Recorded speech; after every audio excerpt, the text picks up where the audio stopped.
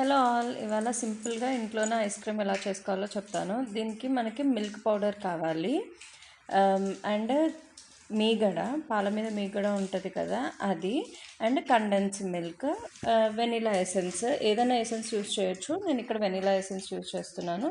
First మనం పాల మీద మీగడని తీసుకొని దాన్ని మిక్సీ జార్లో వేసి కొన్ని పాలు వేసి మంచిగా బీట్ చేసుకోవాలన్నమాట.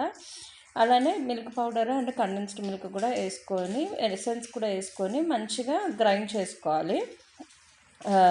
అట్లా గ్రైండ్ అయిన తర్వాత ఒక బౌల్ కానీ ఏదైనా సరే ఒక కంటైనర్ తీసుకొని అది బీట్ చేసుకుని ఏదైతే ఉందో అది మొత్తం అందులో పోసేసి ఒక ఫాయిల్ పెట్టాలన్నమాట దీనిపైన. ఆ ఫాయిల్ పెట్టేసి మనం ఫ్రీజర్లో ఒక 2 అవర్స్ వరకు పెట్టాలి. పెట్టి మళ్ళీ 2 అవర్స్ తర్వాత మళ్ళీ బీట్ చేసుకోవాలన్నమాట. దీనికి మనం క్వాంటిటీస్ చెప్పాలి అని అంటే 1.5 కప్ మీగడకి ఒక హాఫ్ కప్ వరకు, హాఫ్ టు 1 కప్ వరకు మిల్క్ వేసుకోవాలి. అండ్ హాఫ్ కప్ వరకు condense milk and half cup వరకు మిల్క్ పౌడర్ పడుతుంది. ఇంతే. అండ్ దీంట్లో మనం ఫ్రూట్స్ కావాలి అనుకుంటే ఫ్రూట్స్ కూడా వేసుకోవచ్చు. మన ఇష్టం, ఏ ఫ్రూట్ అయినా యాడ్ చేసుకోవచ్చు. మెయిన్ థింగ్ ఇది 2-3 టైమ్స్ మాత్రం ఖచ్చితంగా బీట్ చేసుకొని మళ్ళీ 2 అవర్స్ అట్లా ఫ్రిడ్జ్లో పెట్టేసుకోవాలన్నమాట.